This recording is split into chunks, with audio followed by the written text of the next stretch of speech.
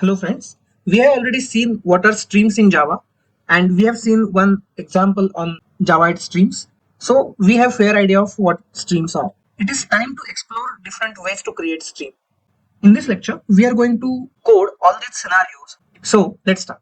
I have opened the GitHub project that we saw in the last lecture as well. I have created a file, create stream demo. In this, I have given multiple scenarios and we are going to fill these functions in. For example, creating empty stream, creating stream from array, creating stream from collection, creating stream using Stream.builder, using of method, then from some generator function, creating stream using iterate method, stream of primitive types, creating stream from file. We are going to cover all these scenarios in this lecture, so stay tuned. So first of all, we'll see how to create an empty stream. So you will wonder why we need empty stream and what is the empty stream. Empty stream is stream with no elements. When it is required is if you are writing some functionality like some method which returns a stream of elements, and instead of returning null, it is better to return an empty stream in order to satisfy your function signature. In those cases, we'll create an empty stream. So I'll just call this function in the main method. To save some time, I have created a structure. We are going to fill in this method. How we can create an empty stream? We will see it. Okay. For example, I'm declaring a stream and we need to import it. Okay. Stream of, let's say, strings. String is equal to, I want stream of no elements at all. So I want the empty stream. So you can see that stream offers a static method empty, which returns basically empty sequential stream, right? Okay, and to prove you that it is an empty stream, from this stream, what I can do is there is a method called as count. It is a terminal operation which returns number of elements in the stream. So int count is equal to, so probably it is long. Okay, great. So if it is stream with no elements, the stream.count will return 0. So let's try to run the method, because in main method I have given a call to this empty stream. This will be called now. So as expected, elements in the empty stream are 0. So this is one of the use case. Let me just comment this out and we'll go to the next scenario, which is nothing but creating a stream from an array. So let's declare an array first. So how do we declare an array? Is, let's say, string arr is equal to a. So this is my array, and let's say I want to create a stream from this array, and then I may want to apply some operations on it. Let's see how we can do that. There is a method from arrays class stream, and it accepts argument as array. Okay, so I'm using arrays class from java.util package, and it offers a stream method which takes an array as an input and returns stream of a specific type. Okay, so in this case it will return stream of strings. So if you want to store this stream, how we can do that is stream and underlying elements are strings, so stream of strings, and again I can say stream is equal to, yes, and again if you want to just print an element, let's just do for each. Okay, it takes a consumer is nothing but it takes an input element and it does not return you anything. So what I can do is I can do system.out.println and I can just print the element x. So just try to call this method. And this is a static method, so I can call it in main method. That is the reason I have declared it as a static. Okay, let's try to run this. Okay, as you can see here, what has happened is we created a stream from an array and we just printed the elements using for each. Okay, so we can even optimize this statement with a method reference, right? We have seen this as well. Let's try to run this and see. Yes, so the output doesn't change and we could successfully create a stream from an array. Similarly, you can create stream of any type. Okay, you can create stream of complex types as well. Like you can declare your own classes and create stream of those classes as well. So the third example that we want to see is creating stream from collection, that is list and set. We have already seen one example in last lecture that we created a list. There is a stream method available in collection, okay, which returns you the stream of those elements, and you can apply multiple operations on the stream. So we have already worked on the list, so this time we will work on a set. So let's declare a set of strings is equal to, yeah, new hash set, and I can just add a few strings to it. Add abcd, for example, then strings.add bcd8, strings.add abc. Okay, so we have a set and we want to see how we can open a stream from it. So underlying elements are the strings, so the stream which we will get is nothing but stream of strings. So I'm declaring, and again stream is equal to dot, we have a stream method available in collections which returns you, basically if you see this is a collection interface, right, and it offers you the stream method which returns a stream of a specific type. So the type over here is string, so the stream method returns stream of string basically. And then on this stream, for example, you can apply filter method in such a way that I just want all the element if only if there is a capital B in it, right? So it should select these two elements, and then I'll just apply for each, right? And let's use method reference for println. So it should print all the elements which contains capital B, right? So okay, we have to give call to this method. I've commented the previous ones so that we can just focus on this one. And is, yeah, as expected, capital B is in these two inputs, so it has omitted the first one. Great. So now we know that how to create streams from collection, that is set and list. Let's see the next scenario, how to create stream from stream builder. If you don't know what is builder is a creational design pattern and it is used to create a object. So stream also offers this builder pattern.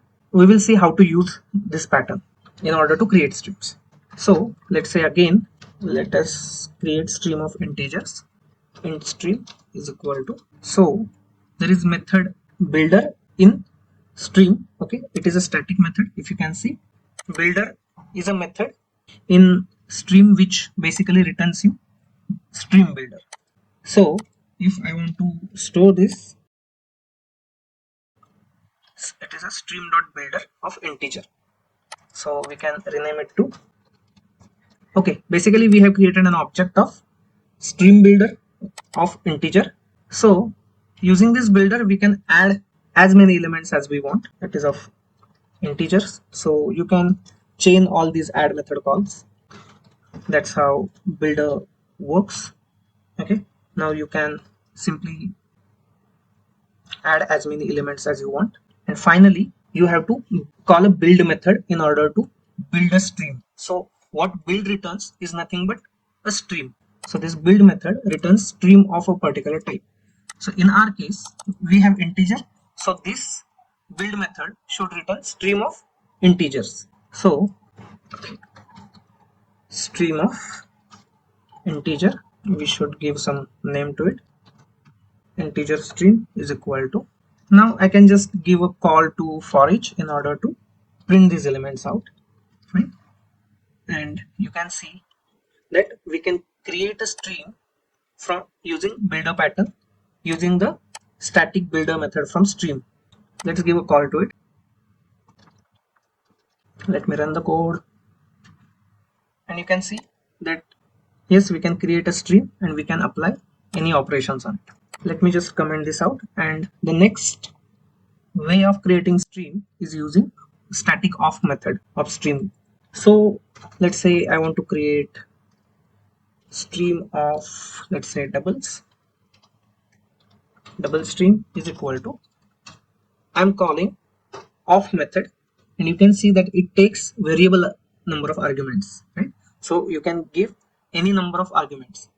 So left hand side what we have declared is stream of double, so this off method will take all the doubles, okay? So 1.2, 1.3, 1.1, 40, So you can see if I'm giving integer, it will not take it. So every element should be of double type. So how can I do it? 40.0 and it resolves the issue. It creates stream of doubles and simply you can print that out as we know for each, and we can give a method reference to system.out.println.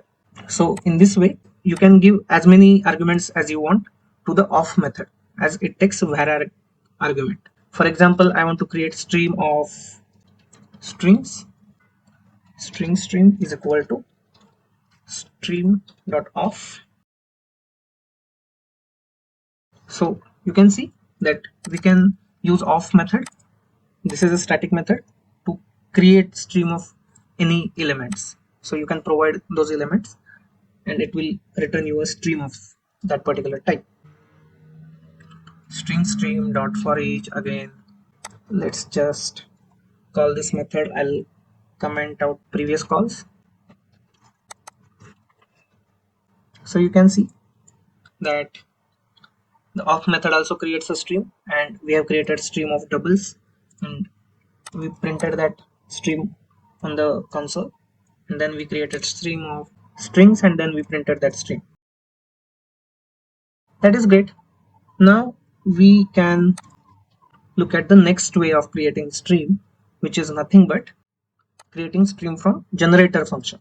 There can be a requirement where you want to constantly or infinitely keep creating elements for your stream. You just apply a specific logic and it will basically create a stream. So we will see stream and there is a generate method in it. So what we can do is we will try to understand syntactically how the generate method is. So I'll just do control and click so that it will get us to the definition. And what it says is returns infinite sequential unordered stream where each element is generated by provided supplier. Okay, this is suitable for generating constant streams, stream of random elements, etc. Okay, so you just give a supplier to it, and it, based on this supplier, it will generate next element in the stream. If you are not sure what is supplier, refer to our previous video on functional interfaces and lambda expressions. All these concepts will be cleared out to you. So still I'll go to the supplier's definition, control and click. It is a functional interface. It represents a supplier of a result. It provides a type argument as t. It returns a type. It does not take any input, but it returns some type. So we need to provide such a function that returns us something, but it does not take any input. So how to do that is we will write a lambda expression. It does not take any input, so I haven't given anything in the opening closing curly brace, and it returns something. Let's say 1 2 3. Okay, so every time it will give 1 2 3 as an element, and one more thing, it will keep on generating these elements, right? So a new infinite sequentially ordered stream. So we will see what does it mean. And what I do is, so it basically will provide you stream of integers, integer stream. Okay, and let's try to figure out what it does. And again I give a method reference to println so that it prints all the elements from the stream. Okay, let's just call it and see what happens. What is meaning of infinite stream? Let's run it. Let's play around it. It is very interesting to see. So see, it is keep on producing 1 2 3 1 2 3 1 2 3 infinitely. Okay, so I'll close this program, otherwise it will keep on creating this 1 2 3. Let's say I want to create random elements over here. So how do we create random elements instead of 1 2 3? So we have random class in Java, random equal to new random. Okay, and random dot next int, and let's say I provide bound as 1000. So from 0 to 1000 it will create random elements, and we are printing that out using this for each. I'll just run this piece of code. This is generating random numbers from 0 to 1000, but what I want to do is I want to basically generate only limited number of elements.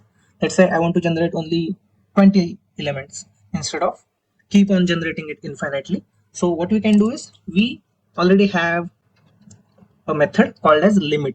Okay, so it will limit number of elements to pass forward. So what will happen is, let's say it will take a max size of 20, and it will, after 20th element is generated, it will stop generation of the elements, and it will print all these 20 elements, and the program will be exited. Let's see. Great. So as you can see here, the 20 elements are printed and program is exited. So there are two things we learned. One is how to use generate, of course, and provide a supplier to generate random elements or a fixed elements, and then to limit the result to a specific max size, and do any terminal operation that you want. The next scenario is nothing but create streams using iterate. Again, there is a iterate method in which you can create the elements. We will just give call to this particular method. We'll give a call in the main method. Now let's go to this and let's try to see how we can use iterate method and create a string.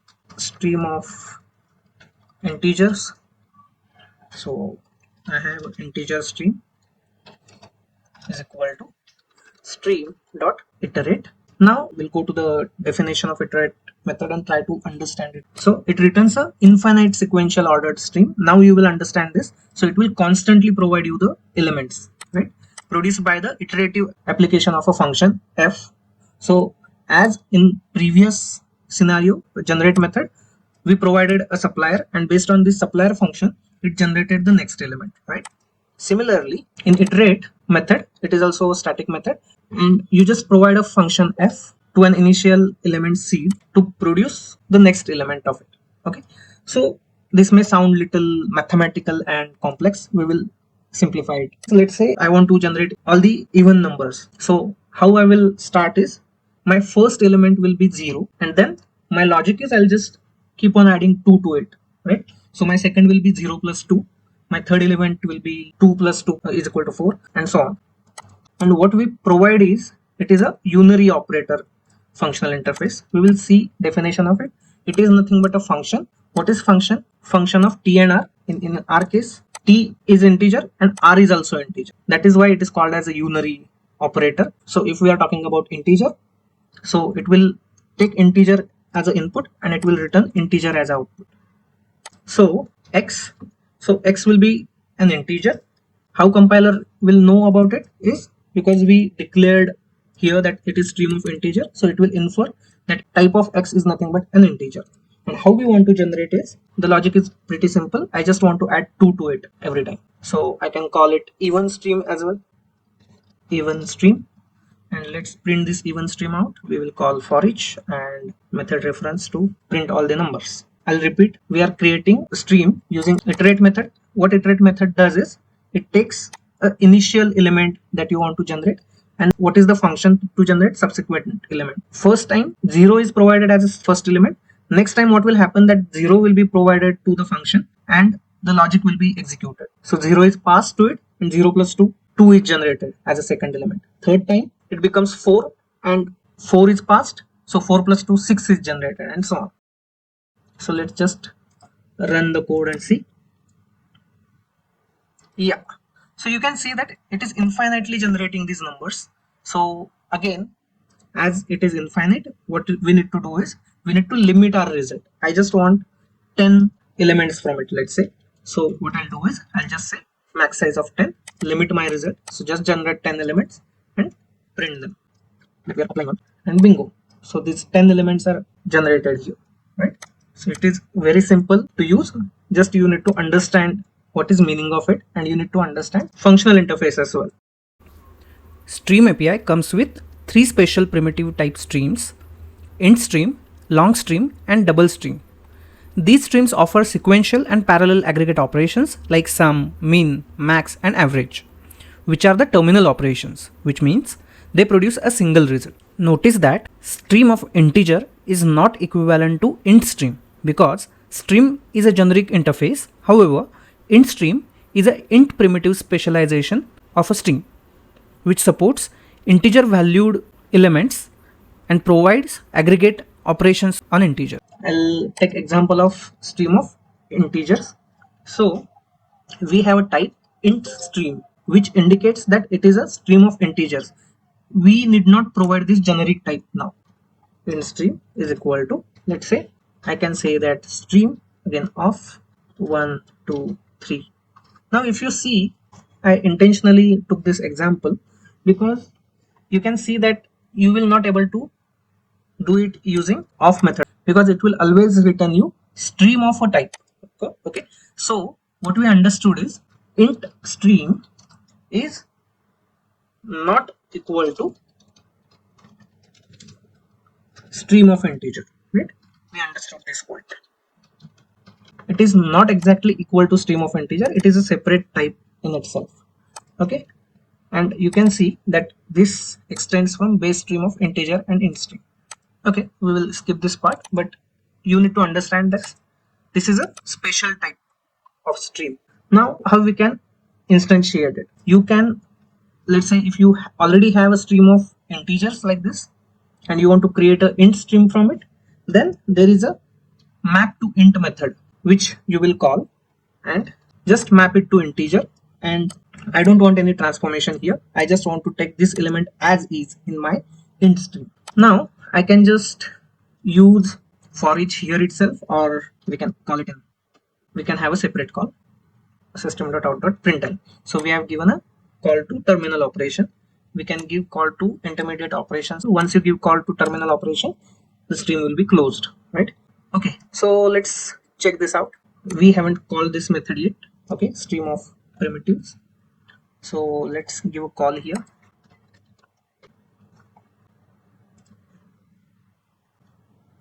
So creating stream of primitive types, we have IntStream, LongStream and DoubleStream. Similarly, what we can do is we can have DoubleStream. Okay, we need not store it anywhere actually, so I can do it on Shree itself, Stream.of. Now you know how to create streams, so you can combine any which ways. So for example, I want to generate some elements, okay, and I want to, let's say 10, 20, 30, I want it till 100. So the way I want is x plus 10, and I want to now limit, I just want 10 elements. My first element will be 10 and I have 10 such iterations, so my limit is 10. And what I need to do is I need to basically map it to double and keep that element as is, just to show that it is a double stream. We can store it in a stream. Double stream ds is equal to, and now I can do ds.forEach, and fine. So we applied our knowledge that we have gained in previous scenario. We used iterate method to create our elements. Now let's try to see, and we provided it as an integer and it converted integer to double over here, right, and created stream of doubles. So we can print all the elements, but I also want to print out an average. Okay, so what I do is if I apply for each directly, it won't allow you to call any other terminal method. So I'll call peak method, it takes a double consumer. Okay, so it is just equivalent to for each, just that it is not a terminal method, it is intermediate operation that you can perform. And on it, what I can do is, you can see that I have average method which I can call, right? So this average returns, you can see optional double and get as double. So what I can do is double avg is equal to this, and here I can just print this average using DoubleStream dot average equal to, and I'm just printing this average. So in this first section, what we did is we created a stream, we did limit, we did map to double. So we haven't yet called a terminal operation, so stream is still open. So I applied pick because I wanted to print every element of the stream. Still I want to continue my stream operations, so this is an intermediate operation. The average is nothing but a terminal operation, as it returns a single result, which is nothing but a double option. And I have a get as double method which returns you a double, that is the actual average, right? Double. And what I'm doing is I'm just printing that average out here. Let's run this. So as expected, average of all elements in the stream, which is 55, is printed on the screen. That is great. For simple calculation, what I can do is, so just generate two elements Let's see whether it calculates average correctly. Okay, 10 and 20, average is 15. That is perfect. And the third one is LongStream. So I leave it to you to practice. Similar to IntStream, DoubleStream, you will have a LongStream. One thing we haven't seen so far is what will happen if now I try to apply sum on this DoubleStream. What do you think? What will happen? We haven't covered this part, so I don't expect you to know this. Sum is equal to, let's say, DoubleStream dot sum. Here I should have plus, so it should throw an error. I'll tell you why. So what it says is stream has already operated upon or closed. At which line it is saying that? Basically at this line it is saying, because we already applied terminal operation average on it, so the stream is closed at this point and you can no longer apply any stream operation on the closed stream. That is the reason it threw an error over here. So in case you just comment all these lines, this should work because this is the first terminal operation you are applying. So this should calculate sum and show you. It won't throw an error. See, sum is equal to 30. So that is good. We understood one more concept of open streams and closed streams. The very last option that we have is creating stream from a file. So just to demonstrate, I have created a file called as numbers. So all I have here are the numbers on every line, and it is stored in numbers.txt. To save some time, I have declared this string variable file path which refers to this number.txt file. So Stream API demo, that is nothing but name of my project, source main resources, and numbers.txt. So this is the format that is required to give to read these numbers from a file using stream. There is a files class in java.neo.file package and it has lines method which basically does the trick. So we will just go to lines. Okay, let's say I want this method and we will read the Java doc. So read all lines from a file as a stream. Bytes from the file are decoded into characters using UTF-8 character set. Okay, so it basically reads lines as a stream and it returns a stream. Again, it is a static method from files class. Well, I think this much information is enough to understand. We need to provide an argument of type path. So this is a string and we need to create path from it. So let's say I want to create path is equal to, we need to import this path. It is again from java.neo.file. Again, we have paths in neo.file and you can use the second syntax and provide file string to it, and this path can be provided to lines. So what it says is it throws IO exception and this need to be handled basically. So either cover it in try and catch or apply throws over here. So let us create it in try and catch. Okay, try, and then I'll catch IO exception here. Fine, and I'll just print out something went wrong. And now what we know from this, it returns stream of string. So we know that we need not store it actually. So what we can do is we can just print this out for each, and let's say we give a println method reference. So what it's supposed to do is it should read these numbers, these lines, so every line one by one, and it should print that on console. That's what it should supposed to do. So let's try to run this code. Before that, we need to basically give call to this method. We'll navigate to the method and run it, and as you can see, it flawlessly prints all the elements from this particular file. But wait, what will happen if I give something like this, right? So what do you think what will happen? We'll run this code and see. So it printed this ASF successfully, because what we are doing is these lines will return stream of string, so that is perfectly fine. But in case you want to read or treat these as numbers, then what you need to do is you need to basically map them to, let's say, long dot parse long and provide x as a argument, or you can give method reference over here. But this will now create a problem at this stage, because this is not a numeric value and it will not be parsed as a long. So it should print all these elements and it should fail at this point. Let's see. So it printed till 44 and at this point the parsing failed, and thus the for input string ASF there is a number format exception which occurs. Because we did not handle the number format exception, this didn't go in catch block. So what we can do is IO exception, or it can throw number format exception, which can be E. Something went wrong, and basically I can print the message E dot get message. Let's run this now. So something went wrong, and for input string ASF. So this looks good, but what we want to do is I want to try parsing it. If not, I want to return 0. So how we can do this is, this is basically a function, right? Map to long is takes a function argument.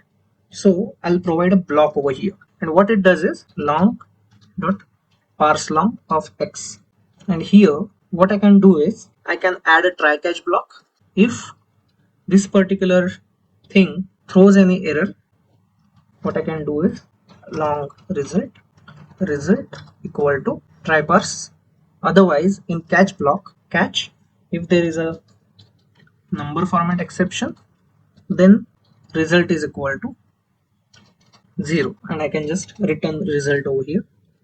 So this is very simple. What we are doing, we are trying to parse a particular given input string, and if there is a number format exception, we are assigning the result to 0 and we are returning the result. Who is returning the result? This mapper function is returning this particular result, right? Fine. Now what I can do is I can simply run it, and now it should not throw error over here. Instead it should show 0. See, so we handled in this way. Okay, to optimize this part, we can simply take this particular part to the separate function. For example, I can create a function, let it be a private try parse long, and give a string as an input, string, let's say x, and I'll just cut this part over here. I'll just paste it over here. Private long, it returns long, right? So what I want to do is I just want to give method reference to this try parsing long. Instead of giving all this, what I can do is my class name is create stream demo, method reference to try parse long. Okay, we need to make it as a static. Yeah, we missed that part. Fine. So we have optimized this code to this, and let's try to run it. The result will not change, right? Just that we changed it to method reference. So yeah, that's how you can process the files. One more point that I want to cover is this stream, we have opened it, but as we are reading a file resource, you need to basically close a particular file after reading it. So in order to do that, we can use try with resource block. How we can do that is, for example, stream of string, this part returns stream of string, lines is equal to this, and I can simply say lines dot all this. Now what will happen is it will open a particular file in a stream. It will execute this block of code, and after the try is completed, the resources, that is the file which is in memory, will be released. So that's how you should deal with files or IO inputs. So that's all from this lecture. We covered all possible ways of creating streams and processing streams. I hope you found this lecture useful and interesting. I'll be pushing this, all the code that we covered in this lecture, GitHub repository. Clone the code or download the code and practice it yourself in order to get mastery over it. In the next lecture, we will see more intermediate and terminal operations of streams, and that will also be an interesting lecture too. And finally, happy learning and happy coding. Bye bye.